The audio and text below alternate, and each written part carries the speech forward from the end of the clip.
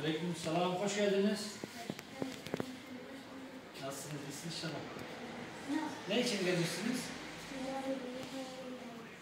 Nereye para göndermek için gelmişsiniz? Gazze'ye. Gazze'deki kardeşlerinize para göndermek için buraya gelmişsiniz.